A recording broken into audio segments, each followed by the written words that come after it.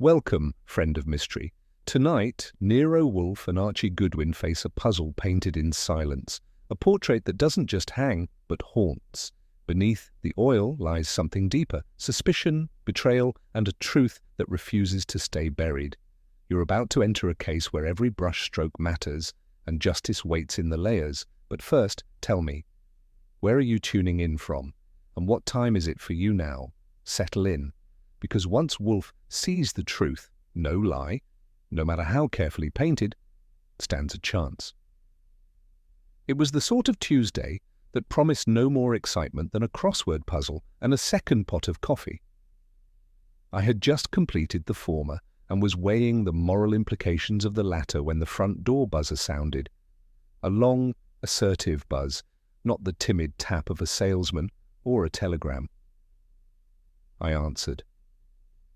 The woman standing on the stoop had the kind of composure that made doormen stand straighter. Late 30s, fashionably somber, and carrying something flat and heavy wrapped in brown paper like it might bite. She identified herself as Mrs. Verina Kingsley, and with no further explanation, requested an urgent audience with Mr. Nero Wolfe. Urgent is a strong word, I said. Does this concern blackmail, murder, or orchids? She looked me straight in the eye. Murder, but I may be the only one who believes it. That was enough to get her through the door and into the office. Wolfe, seated in his oversized throne of a chair, barely glanced up from the book he was dissecting. I gave him the summary, her name, her urgency, and the object wrapped like a bakery mistake. He grunted. Let her speak. Mrs. Kingsley unwrapped the object with the kind of delicacy usually reserved for heirlooms or declarations of war. Beneath the brown paper lay a portrait, oil on canvas, rich in tone, expertly rendered, of a man in his early 50s, face angled with contemplative gravitas. This was my husband, Gavin Kingsley, she said, then paused. At least it was. Wolfe didn't blink. And now? She turned to me instead. Mr. Goodwin, when I commissioned this portrait from Calumire last year, this was Gavin's face. Today, it is someone else. Interesting, I said. But unless you married a shapeshifter or the artist got imaginative, I'm not sure where this is going. Wolfe, meanwhile, had risen, a rare event, and was inspecting the canvas. His eyes moved, not with an artist's delight, but with the cool precision of a man used to seeing through deception. It has been altered, he murmured.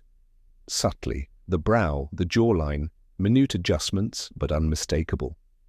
Mrs. Kingsley nodded. I didn't notice it until this morning. Something about it felt wrong. And then I realized, well, this face isn't Gavin's. And whose is it, madam? Wolfe asked. She shook her head. That's just it. I don't know, but I believe this face belongs to a killer. Calumire, she explained, had been a prodigy in oils and a disaster in life. Reclusive, erratic, and allegedly brilliant, he had taken the commission out of nowhere, a cold letter to her gallery offering his services to paint her husband, a well-known philanthropist and minor society lion. The portrait had taken 3 weeks. Gavin sat twice. The final result, Verina said, was striking, lifelike and intense, though it carried something else beneath the surface, something she couldn't name. 3 days after completing it, Calumire was found dead in his loft. The verdict, overdose, mixed alcohol, and tranquilizers. No foul play suspected, though the police noted his deteriorating mental health and unpaid bills stacked like mail art. And yet, Wolfe said, he completed the painting, signed it, delivered it, and then died. Yes. And only now, or months later, the face changes. Verina's gaze was unwavering. Mr. Wolfe, I think Callum knew something, and I think someone made sure he never told it aloud. Wolfe leaned back, eyes narrowed. A canvas does not speak, Mrs. Kingsley, but perhaps this one tried. Gavin Kingsley had died 6 months ago, the victim of a boating accident off the coast of Montauk. A sudden squall, a missed radio call, and a body dragged in by the tide 2 days later. The coroner signed off without hesitation. No wounds, no poison, drowned. Verina recited this with the grace of someone who had memorized it. Not to believe it, but to live with it. He was a careful man, she said. Meticulous. He checked the weather 3 times before leaving the dock. And he wasn't alone. His assistant was meant to join him but cancelled last minute. It was, convenient. Wolfe listened without comment. I accepted the official version. I had to, until I saw that face. I asked, "You think the painting is showing you the man who killed your husband?" "I think," she said quietly, "that whoever killed Gavin may have threatened Calumire. And now someone has altered the only evidence he left behind." Wolfe gave a short nod, the kind he used when the improbable began to nibble at plausibility. "Continue," he said. Wolfe, never one to leap for scandal, folded his hands across the curve of his stomach and considered the painting like it had personally offended him. "You present me a posthumous riddle dressed in oil and brushstroke," he said, "a dead man's cryptic confession. That is neither evidence nor invitation." Verina's lips parted, but he lifted a finger. "Furthermore, I detest art. It is deceptive by design, beauty over truth. I see no reason to involve myself in an illusion." It was classic Wolfe, pompous, dismissive, and to me, highly entertaining. "Still," I said, "it's not every day a painting rewrites its own subject. Might make a decent chapter in your memoirs. The case of the shape-shifting gentleman." Wolfe shot me a glance that could strip varnish. Verina stood, her face composed but pale. "I understand. Thank you for your time." She began rewrapping the painting, and Wolfe, I noticed, did not object. Not yet. She was halfway to the door when she paused, adjusted the wrapping, and turned back. "Mr. Wolfe," she said softly, "I didn't come because I want revenge. I came because I'm frightened." Wolfe didn't respond. She met his gaze. That face, the one replacing Gavin's, I think I've seen it before, not in person, but I think it's someone connected to us. And if I'm right, her voice faltered, then he's not just a killer, he's someone I've had dinner with. She exhaled slowly. I believe Calumire painted him into the portrait before he died. And someone, maybe that man, tried to erase the truth. Wolfe didn't move. She offered a final line. "Mr. Wolfe, I think the man in the painting is the one who killed my husband." And with that, she turned and left. Wolfe remained seated for a long moment. Then, slowly, his eyes returned to the wrapped canvas, now propped near the door like an unwanted guest refusing to leave. Something in him shifted. He didn't say a word for 2 minutes, which, by Wolfe's standards, is practically an oration. Then, "Archie?" "Yes, sir?" "Find out where Calumire lived. I want the details of his death, the police report, the toxicology results. If there is an autopsy, get it." I blinked. "Are we taking the case?" "We are gathering facts," he said. "Whether they amount to a case is undecided." "And the widow?" "She is overwrought, but not irrational. A rare and useful combination." I stood. "You think she's right? That someone altered the portrait?" He looked at the painting again.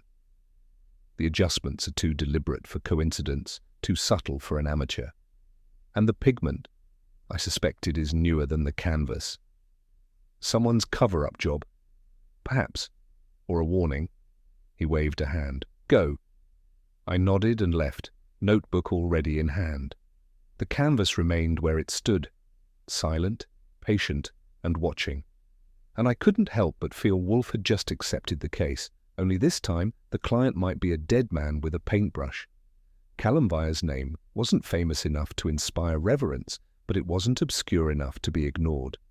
In the small but vicious circle of Manhattan's art elite, he was what they called a problematic genius. A man who wielded a brush like a scalpel and a disposition like a landmine. His works rarely made it to galleries, not because they weren't good, they were, but because they were inconvenient, too intense, too disturbing, too honest. Wolfe had once called modern art an exercise in narcissistic fraud, but even he acknowledged that Vire's technique was formidable. Born into anonymity, Vire never chased celebrity. He rented a crumbling loft in Soho, drank scotch like it was water, and kept his thoughts guarded and his studio locked. The Gavin Kingsley portrait had been one of his last completed pieces, and, from what I'd gathered from Verina and the scant records, the commission had come out of nowhere. No agent, no gallery mediation, just a direct offer and a signature. 3 weeks after its completion, Vire was found slumped over his studio table, as dead as any subject he'd ever painted. The official word was suicide. But Calumire had left behind more than a corpse. He'd left a riddle. I paid a visit to Daphne Weld the next morning, armed with Wolfe's blessing, and a decoy question about provenance. Always a reliable opener in art circles. Daphne was a sculptor of some repute and, more pertinently, Calum's former paramour. The kind of woman who wore sarcasm like perfume and had the hands of someone who could throttle a man or shape his jawline in clay. "Calum," she said, slicing open a grapefruit like it owed her money. "You're late. The vultures came last spring." "I'm not here to pick at his bones," I replied. "Just the truth." She snorted. "There's your first mistake."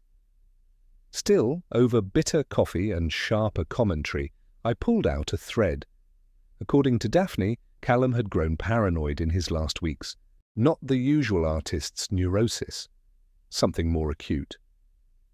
"He kept referring to someone," she said, lowering her voice. "Called him the merchant, like it was a code name. Said the man was watching him, threatening to ruin him." "Ruin him how?" She shrugged. "Financially, socially, maybe physically. Calum wasn't clear, but he was scared, and believe me, he was never scared of anything. It was something, maybe nothing, but Wolfe believed in one rule above all. Fear rarely exists without cause."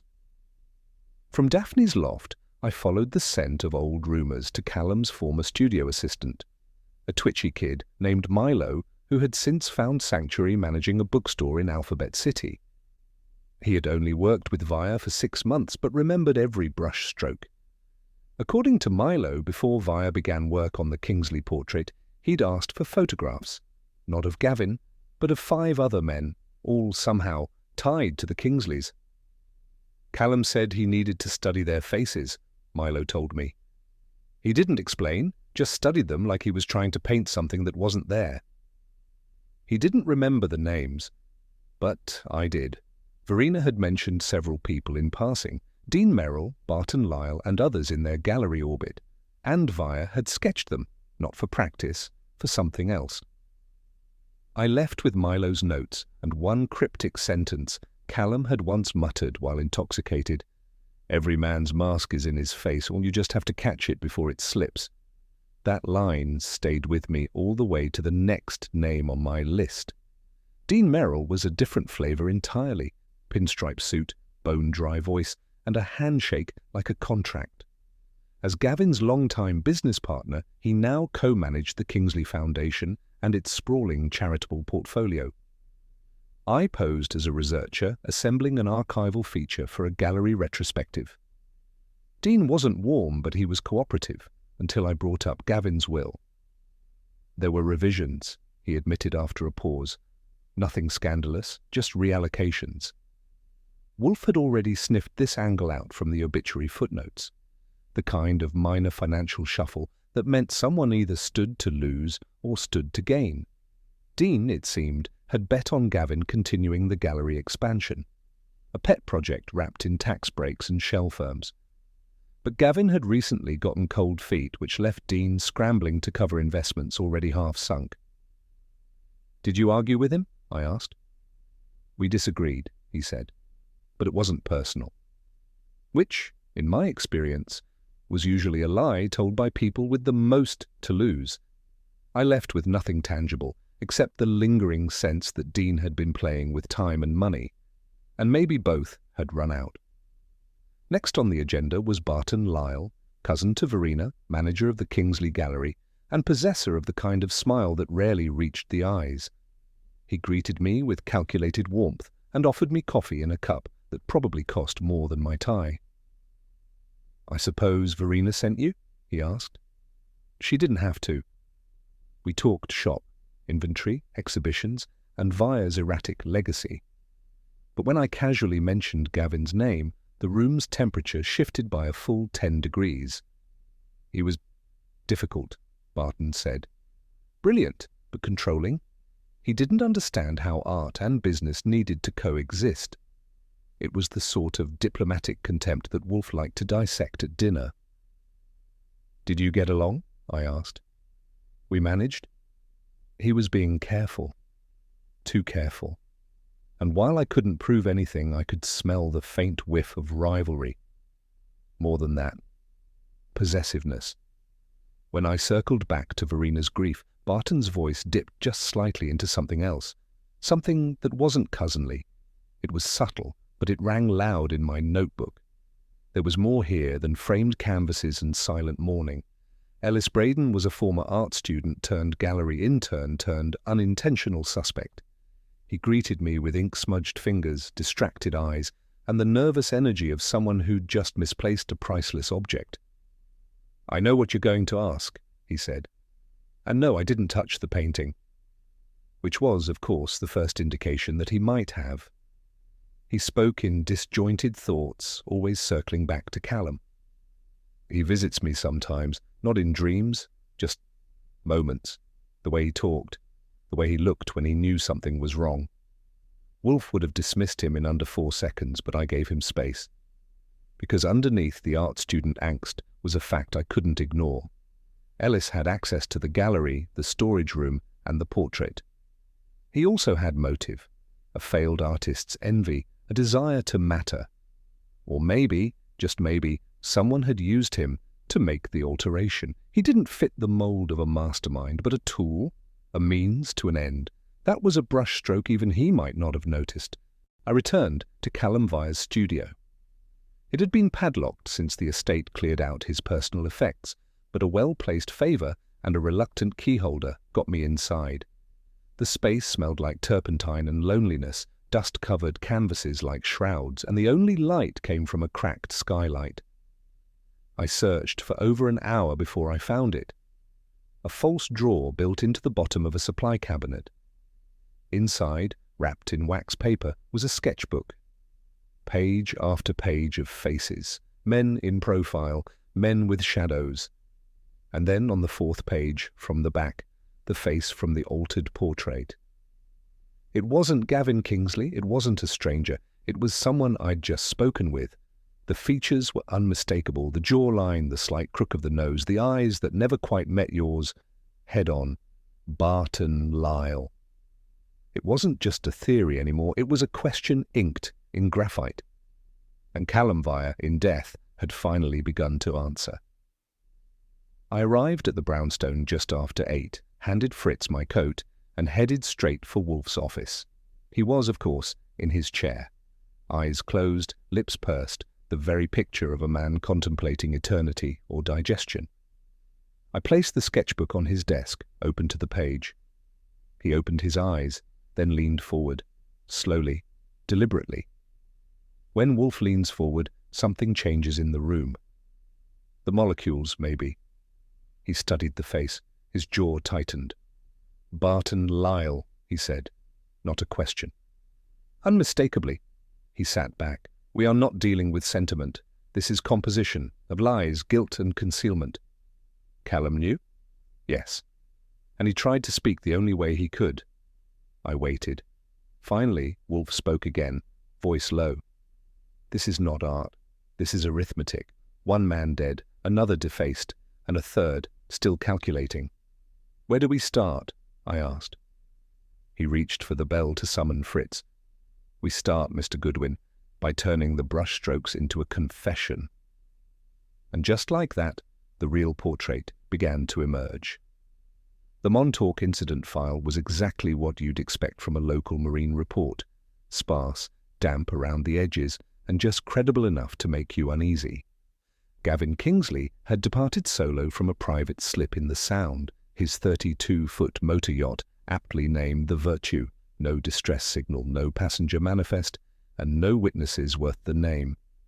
The weather that evening had indeed turned, gusts up to 30 knots and waves that could flip a rowboat, if not a Kingsley. But here's the problem. Gavin wasn't a rowboat amateur. He was Navy-trained and made a point of it at every cocktail party. The body washed up 2 days later, bruised but otherwise pristine, save for the lungs full of seawater. The coroner saw no reason to question it. Neither did the authorities or the widow, who at the time had been sedated by both shock and social expectations. But now we had a painting that had changed its subject, and a dead artist who may have tried to speak with oils when words wouldn't do.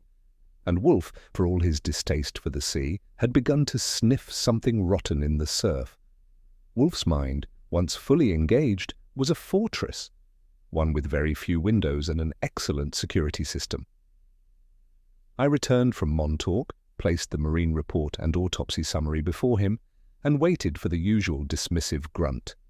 Instead, he glanced at the papers briefly, then leaned back and folded his arms. "The sea has no conscience, Mr. Goodwin, but it also leaves no fingerprints. It makes for a superb accomplice." He gestured toward the portrait still propped against the far wall. "I no longer believe that canvas is merely altered. I believe it was encoded. Calumire did not paint Gavin Kingsley's likeness alone. He painted the presence of something else, a shadow, a substitution, a warning, perhaps." "Callum knew something?" I asked. "Or suspected it, and painted what he dared not say." I raised an eyebrow. "And what about the changes made after his death?"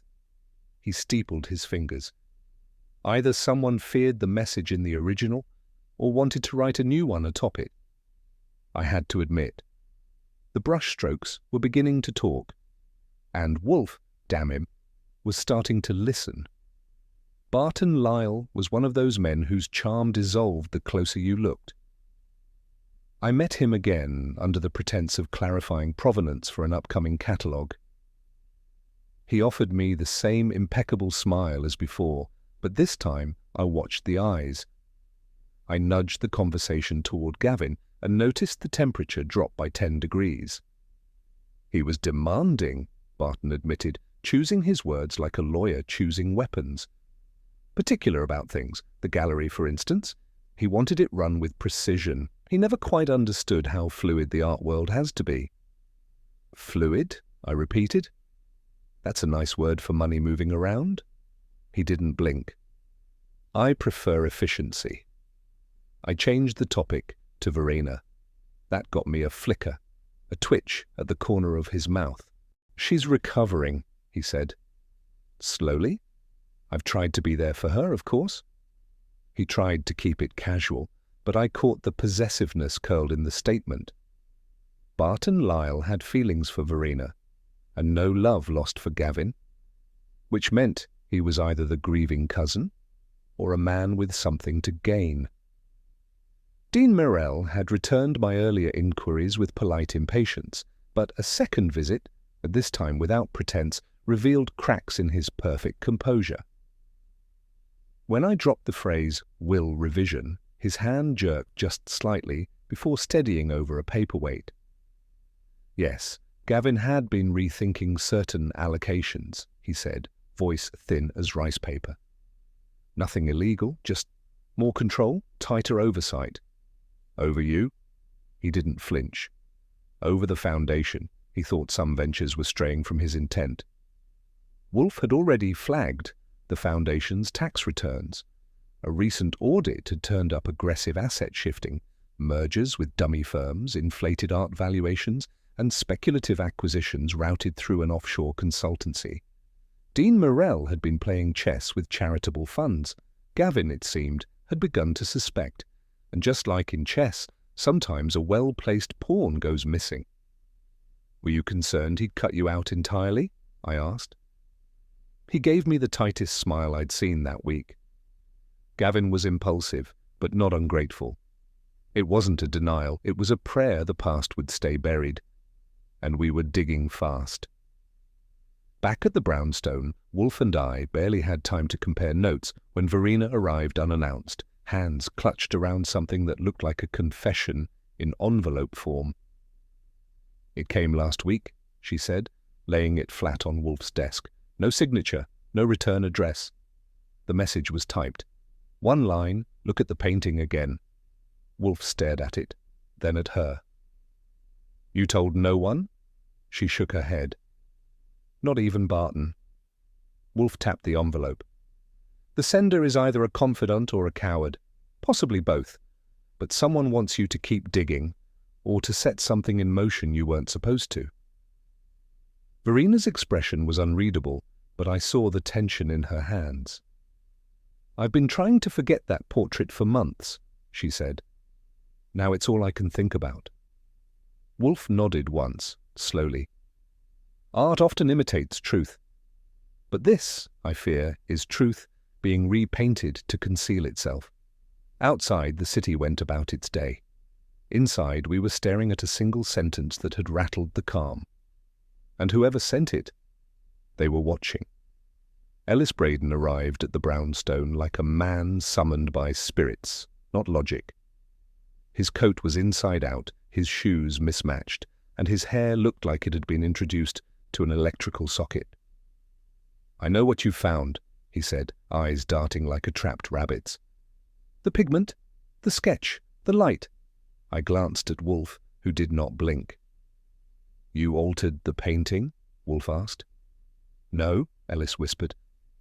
But I saw it shift. I felt it, like Callum was still there, guiding the brush. That earned him Wolfe's first verbal laceration. Mr. Braden, I do not tolerate mysticism masquerading as guilt.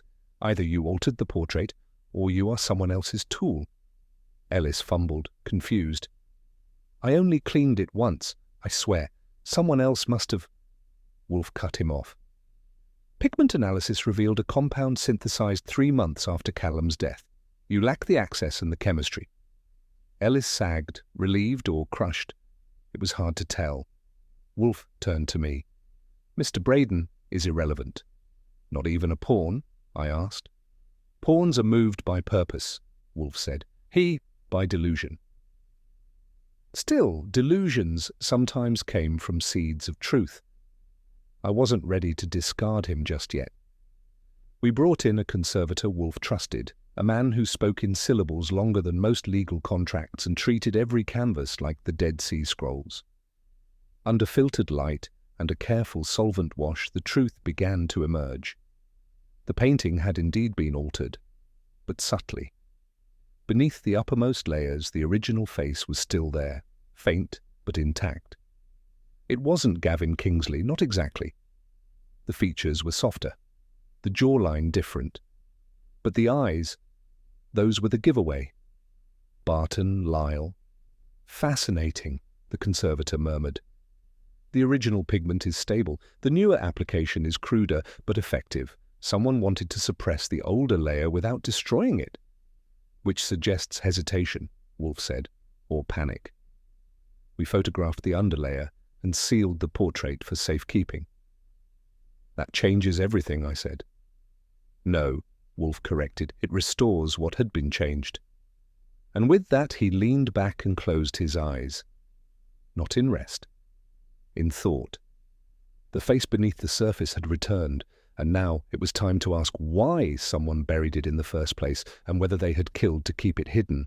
Daphne Weld had a voice like unpolished silver, sharp, beautiful, and capable of cutting clean.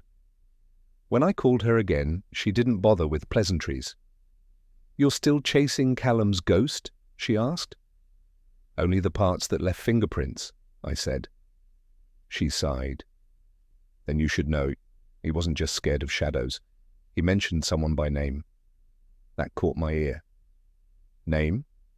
She hesitated, then relented. "Not a name, a title. He called him the merchant, as if the man sold souls by the dozen." "What did he say about him?" "That he'd made a deal once, and it was rotting from the inside. That he'd tried to pull away, but the merchant wouldn't let go." "And you believed him?" She was quiet. "I believed he was afraid. And Calumire was never afraid of men, only consequences." That fit Wolfe's theory too well to ignore. If this merchant had kept Callum under a leash, he might still be holding the chain. or trying to cut it before someone noticed the drag marks. I hung up, knowing this wasn't a ghost story. This was extortion repainted in oil. Wolfe had been brooding for half an hour when I gave him Daphne's quote. His reaction wasn't verbal, it's not at first, just a slow exhale through the nose, the kind that usually precedes an oration or a murder accusation. "The merchant," he said finally. A moniker, generic, deliberately so. Meaning? Meaning the man was likely someone familiar. Too familiar, someone whose real name Callum dared not utter aloud. Connected to Gavin? Wolfe's eyes narrowed. Possibly. Or to Verina, perhaps to the gallery. The title suggests commerce. Leverage exchanged for silence. That does not suggest an outsider. I leaned on the desk. You think he was blackmailing Callum? Or manipulating him? Vire may have painted what he couldn't speak. If so, that canvas was not a gift, it was a liability, which would explain why someone changed it after Callum's death. Precisely? And Verina? Wolfe didn't hesitate. She is being watched, closely, and perhaps not by a stranger. That chilled the air a degree. Because if Verina was a target, and the painting was a message, then someone in her inner circle might be reading it with far more urgency than we were. Wolfe arranged for the pigment analysis through one of his less flamboyant connections, a retired chemist from Columbia who now moonlighted as a restoration consultant. He came, he scraped, and he concluded. "This titanium white is of recent manufacture," he said, peering through a microscope like it owed him money. "Specifically a European variant not commercially distributed until 3 months after the artist's death." I raised a brow. "You're certain?" "I'd stake my laboratory on it. The spectral absorption bands are distinct." Wolfe nodded. Then the painting was definitively altered posthumously. "Unless the artist was clairvoyant," the chemist replied, packing up his tools. I handed him a check, and he left, satisfied with both pigment and payment. Wolfe leaned back in his chair. "This confirms it. The painting has 2 authors, one who spoke in symbols and another who silenced them. Which do we trust?" He looked at me. "The one who died for it." And I had to agree. Calumire may have been eccentric, difficult, and doomed, but he hadn't forged his own ghost. Someone else had dipped a brush in panic and hoped no one would notice the new strokes glistening over the truth. With the pigment analysis in hand, Wolfe finally began to articulate the 2 scenarios that had been building in his mind like thunder behind clouds. Either Calumire, aware of a crime or a secret, embedded the killer's likeness into the portrait before his death. As a warning, perhaps even a confession, by proxy.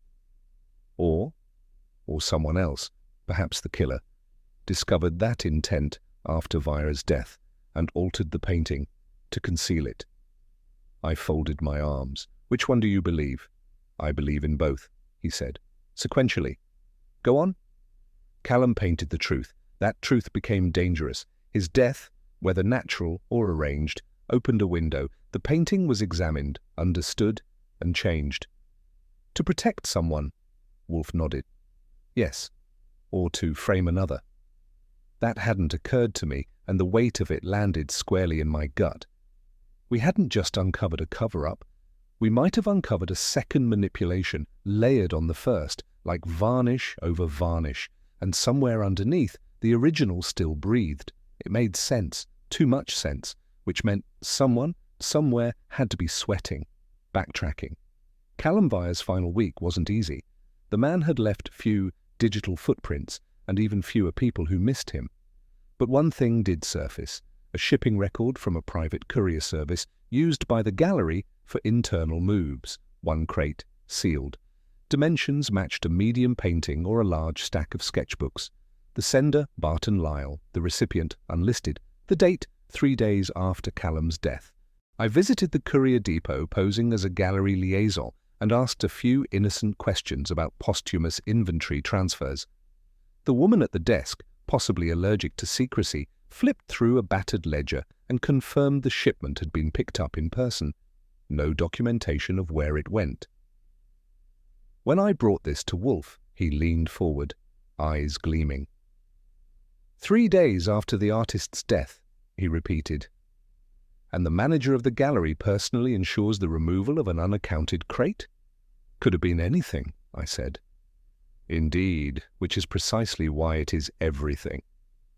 Wolfe didn't pace, but he was thinking fast. And if Barton Lyle had packed away more than paintings, the contents might have been explosive. The question now wasn't whether Barton was hiding something, it was whether he had killed to keep it buried. I arrived at Verina's townhouse with questions in my pocket and Wolfe's blessing, a rare combination. She received me with her usual calm, but something in her posture had shifted. I told her about the pigment, the altered layer, and Barton's mysterious crate. Each detail drained a little more colour from her cheeks. "You think Barton?" She stopped herself. "I think Barton knew more than he said," I replied. "And I think Callum tried to warn someone, maybe you." She sat in silence. "He was fond of you, wasn't he?" I asked. She nodded slowly. "Callum was difficult, but he saw things in people, things we didn't want seen." "And Barton?" Her voice was barely above a whisper. "He loved Gavin, or said he did. But he was jealous, of Gavin's control, of the gallery, of me, maybe." That wasn't confirmation, but it was permission to keep digging. As I stood to leave, she said, "If I'd looked at that painting sooner, you might have seen it." She didn't answer. The silence that followed was not one of ignorance. It was of fear. And Wolfe would hear it clearly. When I returned to the brownstone, Wolfe was waiting, not with impatience, but with purpose. "You will instruct Mrs. Kingsley to return the painting," he said. "She won't like it. She may dislike a second funeral more." That sharpened the air. "You think it's dangerous to keep it?" I asked. I believe the painting was changed out of fear. If the altered version no longer suffices and the original has been uncovered, someone might act again. Precisely. He stood, an event that always meant something was coming. I will not chase shadows, but if the brushstroke of a corpse reveals the hand of the living, then it must be protected. He paused. "And studied." I called Verina, told her Wolfe needed the painting, told her not to speak of it, told her, as gently as I could, that something might happen if she didn't. She didn't argue. She simply said, "I understand." The canvas would arrive the next morning. Wolfe resumed his seat, poured a glass of beer from the bottle Fritz had just opened, and said nothing. But I could tell the board was set. And the next move, if we weren't careful, might be fatal.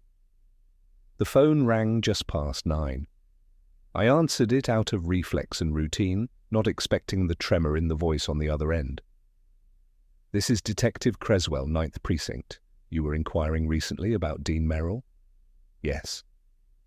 "Well, you can stop. He's dead. Apparent suicide. Found an hour ago." I didn't say anything for a moment. "How?" I asked. "Sleeping pills and scotch. Note on the desk. Standard stuff." "Standard's a funny word," I said, and hung up. Wolfe, across the room, looked up from his beer. "Merrill?" "Dead." "Suicide?" I nodded, with all the trimmings, neatly typed note, peaceful setting, no sign of struggle. He grunted. "How timely." "Too timely." He closed his eyes briefly, then opened them. Mr. Merrill had motive, opportunity, and now, suddenly, none of the above. I leaned forward. "You think someone helped him along?" "I think the painting was not a confession," Wolfe said coldly. "It was a threat, one he recognized. And he panicked, or someone panicked for him." We sat in silence for a moment, the weight of it settling like winter fog.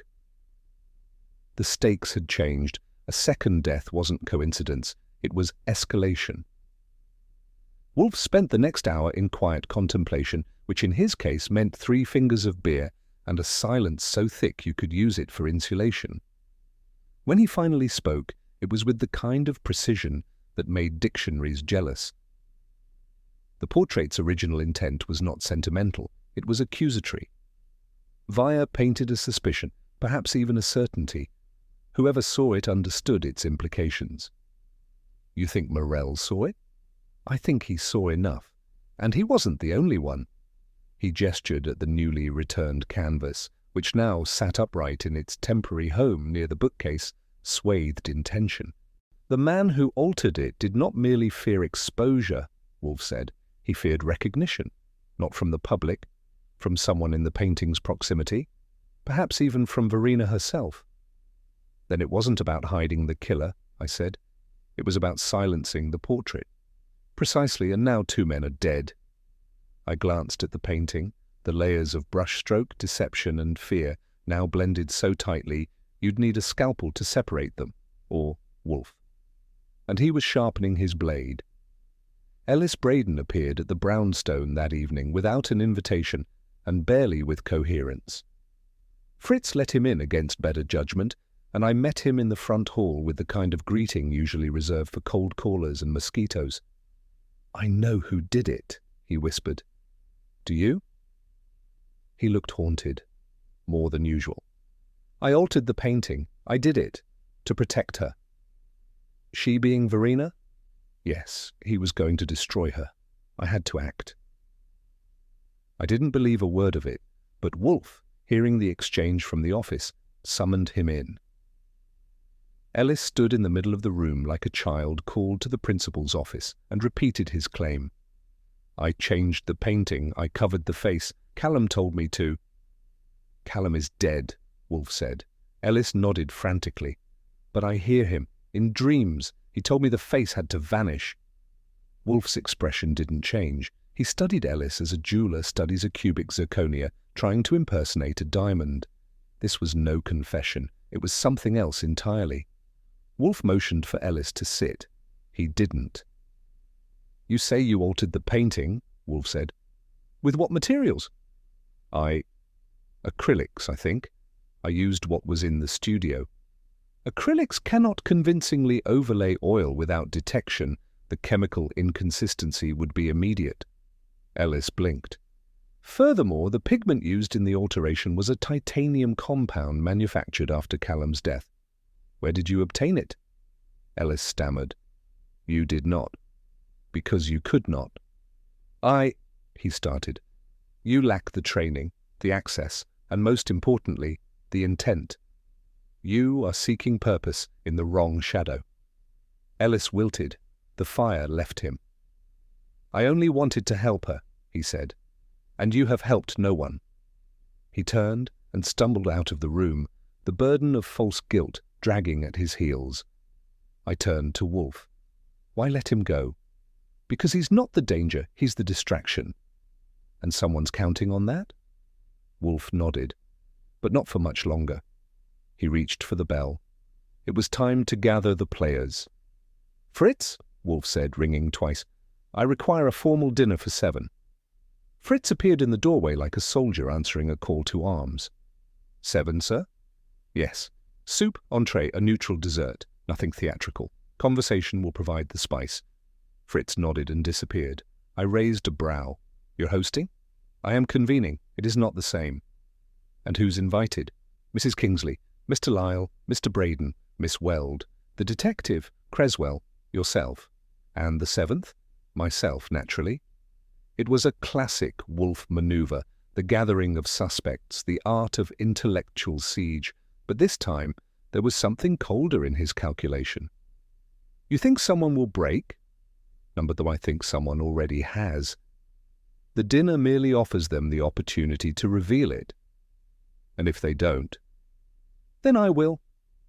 That, coming from Wolfe, was as close to a threat as the man got. I sent out the invitations, carefully worded and impossible to ignore. They would come. Not because they trusted Wolfe, but because none of them could afford not to. Dinner was served in Wolfe's dining room, heavy with candlelight and tension. The guests made small talk over consommé and duck à l'orange, but the conversation never rose above a cautious simmer. Barton Lyle was particularly still, sipping wine like it might burn. Wolfe didn't speak through most of it. He allowed the silence to fill the space, to do the work for him. It did. After the plates were cleared and dessert served, Fritz's impeccable tarte tatin, Wolfe stood with measured ease, raised his glass and spoke. To the face beneath the lie. The sentence hung in the air like a scent. Barton Lyle's hand froze mid-lift. A beat, two, then a faint tremor. Creswell noticed it. So did Verina. So did I. Wolfe set his glass down. Some lies are painted over, but pigment like guilt is difficult to erase. The canvas remembers. Lyle cleared his throat. Is this meant to be poetic or accusatory? That remains to be seen, Wolfe said. Tomorrow, perhaps, or tonight, depending on the conscience involved. No one moved. The portrait upstairs was silent, but its shadow was thick in the room. And I knew Wolfe had drawn blood, even if the blade hadn't touched skin yet. Wolfe disliked confrontation unless it occurred on his own turf, with his own rules, and preferably after a satisfying lunch. So it was no surprise when he instructed me to summon all involved parties to the brownstone for a final clarification of facts. I placed the calls. Verina accepted with quiet resolve, Barton Lyle with a wary pause, Daphne Weld, sceptical but curious. Ellis Braden sounded frightened and flattered in equal measure. Detective Creswell arrived out of obligation, not enthusiasm.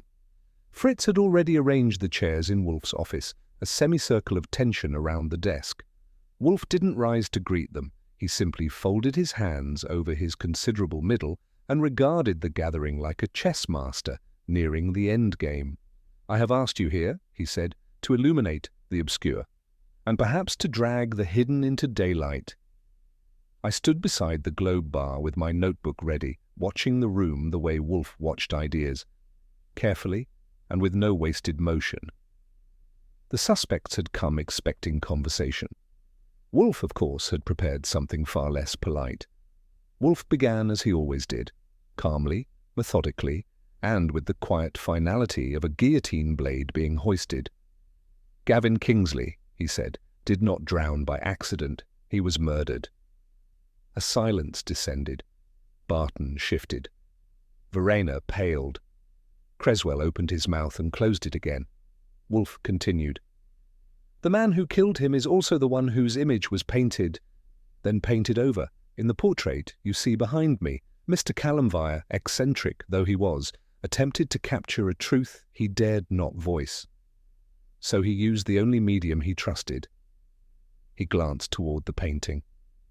The altered pigment, newer, synthetic, unauthorized, was applied after Vire's death, and not by accident. It was meant to conceal, to replace. But the original remains, beneath, a layer of guilt beneath a mask of innocence. Who? Creswell asked. Wolfe's voice dropped slightly. Callum sketched multiple faces before beginning the Kingsley portrait, but the face he painted wasn't Gavin's, not entirely, he knew, or suspected. And his brush condemned someone who feared exposure. Archie leaned in. And who feared it enough to kill. Wolfe's gaze swept the room. It was time to name the murderer. Barton Lyle, Wolfe said with the softness of a trap snapping shut. Barton stiffened. That's outrageous. No, Wolfe replied, it is arithmetic. He leaned forward. You had motive, embezzlement. Gavin Kingsley was preparing to audit the gallery's finances. You had opportunity, direct access to him, and more importantly, to Calumire. Barton laughed, a dry, shallow sound. Callum was a lunatic. He imagined conspiracies everywhere. And yet, Wolfe continued, you approached him. Tried to silence him with money, a commission, a favour. But he refused. He had already begun the painting, already embedded your face in place of Gavin's. You have no proof. Only Callum's final message, and your reaction to it. Wolfe turned to the others. After the portrait's delivery, Barton confronted Callum. There was a struggle, an overdose staged to look like suicide. No forced entry, no broken brush, just silence, convenient and permanent. Barton stood. This is slander. Sit down, Wolfe said, and Barton did. Wolfe's voice cooled. You killed once to hide a theft, and again to silence a truth told in oils. But Callum, in death, painted your legacy. The room felt airless. Wolfe had not only named the killer, he'd resurrected the motive. And it wasn't done yet. "Fear," Wolfe said, "is a shoddy painter. It does not blend, it covers." He turned his attention fully to Barton now, his tone sharp as a scalpel. "After Calum's death, you did not breathe easy, because the painting had been delivered, and you knew what lay beneath that canvas, your face." Barton opened his mouth, but Wolfe didn't slow. "So you arranged a solution. You exploited Ellis Braden's instability, his eagerness to be involved. You gave him access, perhaps encouraged him to touch up the work in Calum's memory. A little cleaning here, a little correction there." Ellis gasped. "He said it would help honor Calum." "Indeed," Wolfe said. "You became the brush you feared." He gestured to me. I placed the pigment receipt on the desk. "This delivery," I said, "was signed by you. Specialty pigment. Same type found in the overlay, delivered 3 months after Calum's death." Barton's face blanched. "And this," I added, pulling the final trump, "was found in your gallery office, a sketch, Calum's original, hidden in a false panel." Wolfe stood. "Mr. Lyle, your final mistake was not in murder, but in art. You tried to repaint guilt, but the canvas remembered." Barton didn't speak. He didn't have to, because silence in that moment was confession enough. Wolfe let the accusation linger. Barton's expression was fixed in place, but his hands had curled slightly on the arms of his chair. A small, involuntary betrayal. "Dean Morell," Wolfe said, "did not take his life from remorse. He died because he knew." He turned to Creswell. "Morell, as co-manager of the foundation, had access not only to financial irregularities, but to the portrait's initial unveiling. It is evident he recognized the substitution, whether from direct comparison or memory, and Morell, unlike Vire, believed in leverage." Creswell frowned. "You're saying he blackmailed Lyle?" "Yes, likely not for money, but for protection. Silence in exchange for removal from suspicion. Barton could not afford that. He had altered a painting, concealed a sketch, and silenced an artist. But a man like Morell would not stay silent forever." Wolfe's voice dropped. "So he silenced him too." Verina spoke for the first time. "He told me Dean was unraveling, that he'd lost control." "He hadn't," Wolfe replied, "but Barton had." There was no anger in his tone, only the weight of what he now made visible. One man's desperate acts, layered until even he could no longer distinguish cover-up from confession. Wolfe gestured to me, and I opened the small leather folio we'd kept tucked beneath the desk. "Mr. Goodwin," he said, "I withdrew the pigment receipt, a single sheet, official, dated, and bearing Barton's signature. This," I said, "is a purchase order placed 3 months after Calumire's death for a custom titanium white pigment imported from a supplier in Munich, same compound found layered over the original portrait." Wolfe didn't blink. Mr. Lyle claimed no alterations had been made to the work after delivery, yet this pigment was not commercially available until after the artist's death. I laid the second item beside it, a carefully preserved sketch, slightly smudged, unmistakable. "Recovered from a false panel in Barton Lyle's office," I said. "The original study, Calum's draft of the face that appears in the earliest layer of the Kingsley portrait. It is not Gavin Kingsley." Wolfe spoke evenly. "It is Barton Lyle." A tremor passed through the room, a ripple Wolfe neither acknowledged nor paused for. "The sequence is clear," he continued. "Gavin Kingsley discovered Barton's financial misconduct. Barton feared exposure and elimination. Calumire saw the truth, or part of it, and immortalized it on canvas. Barton bribed him, failed, killed him, altered the painting. Merrill found out, died for it." The portrait behind Wolfe seemed to loom larger than before, its silence more damning than words. "You hid your face," Wolfe said, "but only in paint. Truth, like oil, eventually seeps through." Barton's collapse was not physical. It was internal, a slow unraveling of composure, dignity, and the carefully constructed scaffolding of guilt. He sat back down, his mouth opened, then closed. Verina turned away slightly, but her hand trembled in her lap. "I didn't mean," Barton began, but Wolfe raised a hand. "Number you did, or at least you calculated. A man like you does not act in fury, you act in fear." Verina's eyes glistened. "You told me Callum was unstable, that Gavin was being paranoid." "I had to," Barton said weakly. "I was going to be exposed. Gavin was ruthless. He would have ruined everything." "And so you ruined him instead," Wolfe replied. No one spoke. The silence was not just heavy, it was conclusive. Wolfe turned to Creswell. "You have enough?" Creswell nodded, face unreadable. "I'll make the call." As the detective left to contact the proper authorities, Barton remained in his chair, as if moving would somehow confirm everything he had tried so desperately to conceal. And Verina. Verina looked not at Barton, but at the painting, and what it had known all along. Wolfe returned to his chair and refilled his glass. "There is no satisfaction in this," he said quietly. "Only correction." I looked at him. "You mean justice?" "No," he said. "Justice presumes symmetry. This is balance, restored, not rewarded." He sipped, contemplative. "A man died for a truth he painted. Another died for discovering it, and a third for fearing it." Outside, Creswell's footsteps echoed down the stairs. Inside, Wolfe exhaled. "Let the law handle the aftermath. My duty is done." And though the case had ended, the portrait remained, unburned, unburied, unblinking. A witness and a reckoning. The office had grown quiet in the aftermath. Barton was gone, escorted out with as little ceremony as Wolfe allowed. Verina had left shortly after, saying nothing beyond a soft "thank you" that held more exhaustion than gratitude. The portrait remained. Wolfe sat in silence, not reading, not speaking, just staring at the canvas. "I've never liked art," he finally said. "It lies too often." I waited.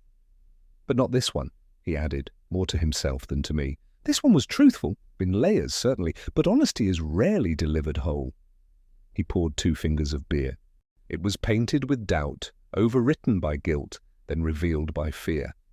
A trifecta of human failing, and yet it endured. I nodded. "Like the truth?" "Precisely. You may varnish it, hide it under coats, but eventually something cracks." He looked at me, not sharply, but steadily. "Truth is patient, and like oil, it never truly dries."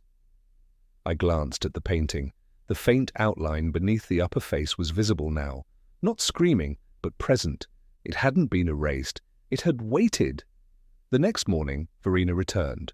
No appointment, no explanation. Just her, the same quiet composure, but with a weight behind her eyes that hadn't been there before. She walked into the office, glanced at the portrait, and then at Wolfe. "I need to ask something of you," she said. Wolfe closed the book he hadn't been reading. "Ask." "I want it gone," she said. "The portrait, burned, destroyed." Wolfe blinked once. "Why?" "Because every time I see it, I see the betrayal, not just Barton's, but mine. I should have known. I did know." Wolfe didn't move. "Destruction will not lessen your guilt." "I don't want to be forgiven," she said. "I want to forget." "Ah," Wolfe murmured. "Then you are asking me to remove memory, not justice?" She looked away. "Isn't that what memory becomes? A punishment?" He considered that. "Only if unearned." She stepped forward. "Please, no one else has to know. Just remove it. Let it be done." Her voice didn't tremble, but it cracked. The kind of crack that says grief has turned inward and made a home. She was asking for silence, not absolution, and Wolfe would answer. "No," Wolfe said. It wasn't loud. It didn't need to be. The finality of it left no room for question. Verina stood there, stunned. "Why not?"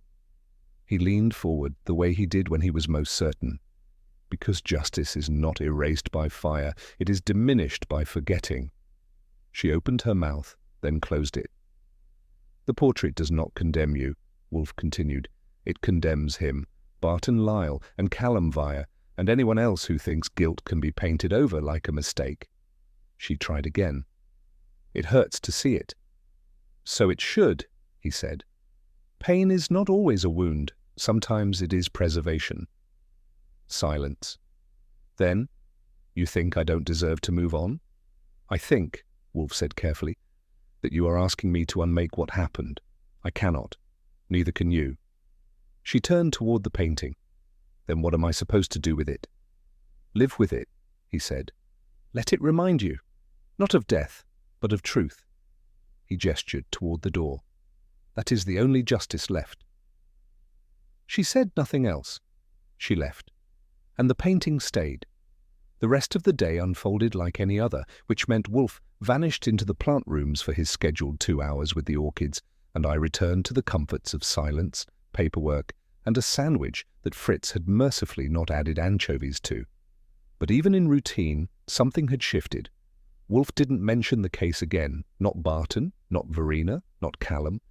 He moved through the day as though nothing had happened, as though he hadn't dismantled a murder layered in deception and oil paint. But I could tell. The air was different. He was quieter, which was saying something, and more contemplative, not from doubt, from weight. He carried the cases he solved like relics, not trophies.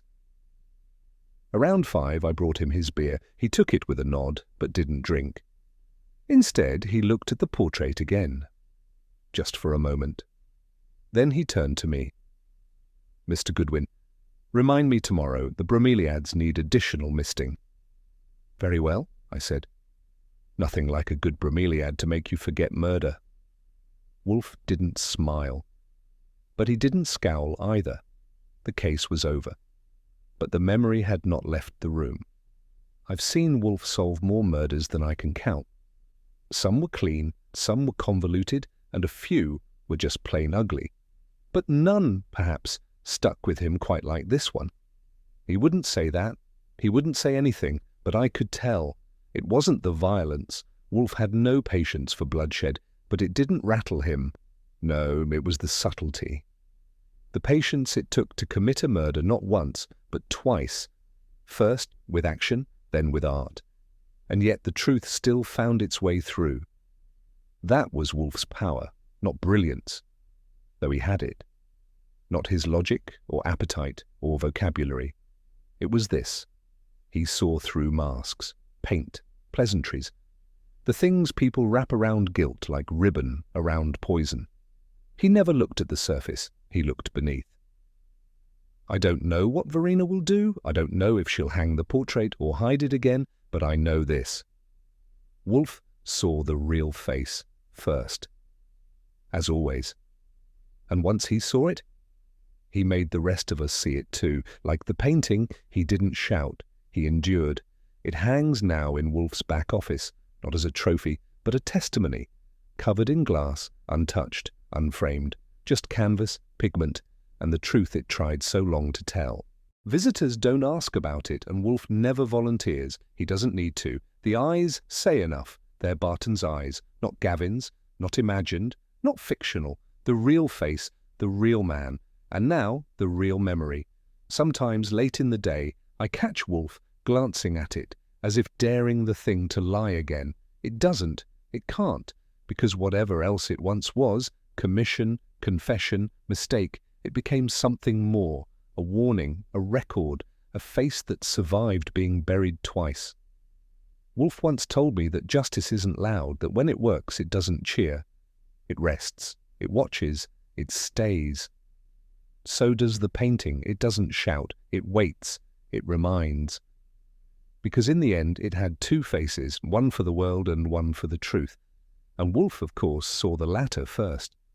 As Wolfe returned to his orchids and the portrait settled into its silent vigil, I couldn't help but think the killer had tried to rewrite guilt with a paintbrush, but Wolfe, as always, had restored the original strokes.